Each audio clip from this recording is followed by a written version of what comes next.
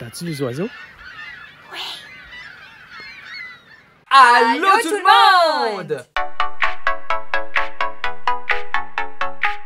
Comme vous l'avez vu, il fait beau dehors, puis on a été prendre une belle marche dans la nature. On a écouté pour tous les sons qu'on pouvait trouver dans la nature, mais on a surtout écouté pour les oiseaux.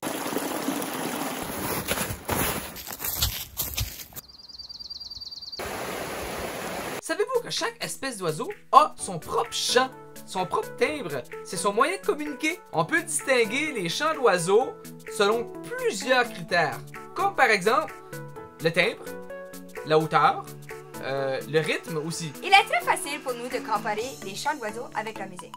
Il y a un parallèle qui se passe entre les deux, puis on va utiliser le vocabulaire de musique pour décrire les chants d'oiseaux.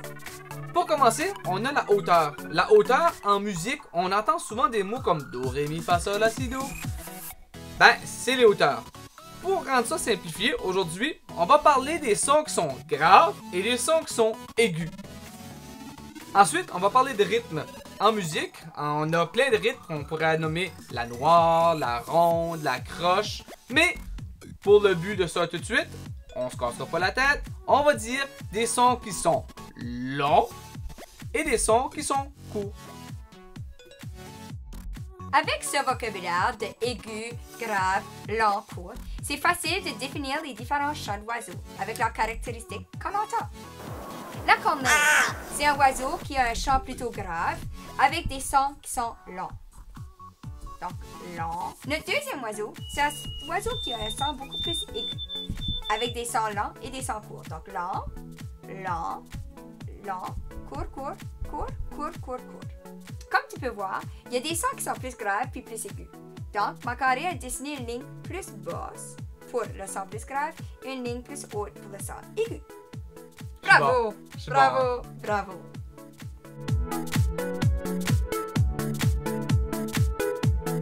Alors, voici notre défi numéro 1 de la semaine.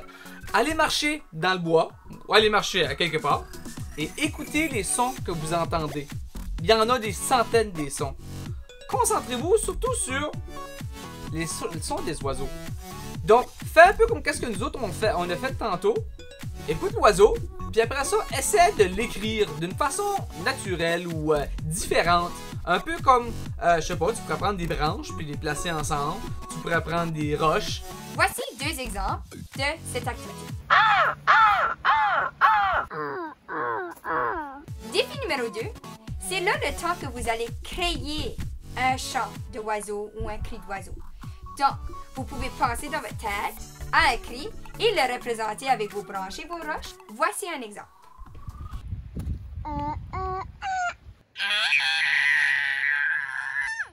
Ari a pris une branche et en regardant la branche, elle a créé un son qui représente cette branche. Vous pouvez faire comme Chantal aussi avec son gros bout de bois. Écorce.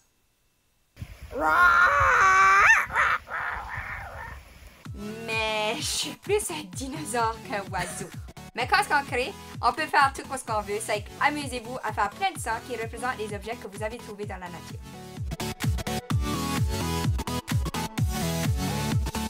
Maintenant que vous avez inventé plein de chants d'oiseaux et de sons d'oiseaux, c'est votre temps de le retranscrire.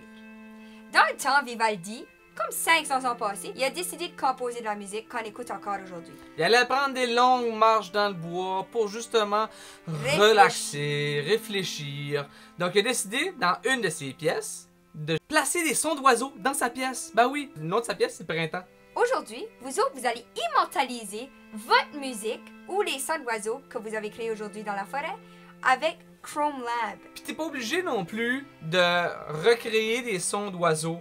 Si tu veux, tu peux faire une musique qui va te faire relaxer. Vous êtes compositeur. Ce qui fait que la musique est magique, c'est qu'ils transmettent leur émotion à travers de la musique. Amusez-vous et prenez le temps de composer une petite pièce. On va s'attarder sur deux des applications aujourd'hui, le Kandinsky et le Songmaker, celui-ci. Alors, on y va avec le Kandinsky, comme on peut voir. On dessine des lignes qui fait de la belle musique. Et ensuite de ça, on peut l'écouter.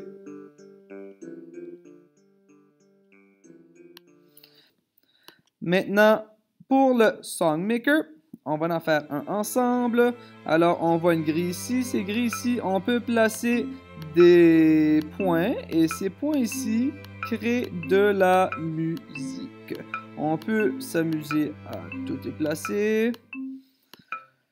On peut aussi changer la vitesse, le tempo. On peut changer les instruments juste ici. J'aime bien le marimba, moi, donc je vais le garder juste ici. On pourrait aussi changer ça ici, c'est pour les sons de percussion.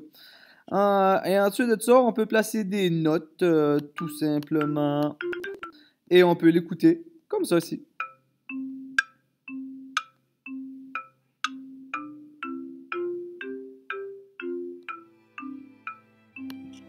Et voilà. C'est comme que vous voyez, la nature nous offre plein d'opportunités.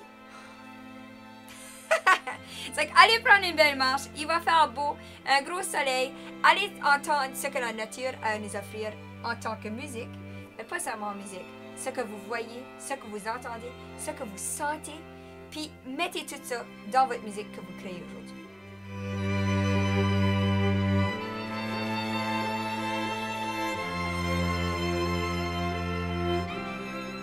Laissez-nous vos traces. On veut les voir, on veut les entendre, ce que vous faites. C'est que laissez-le dans nos commentaires. Puis vous pouvez placer des pouces en l'air, puis abonne-toi. Bye! À la semaine prochaine!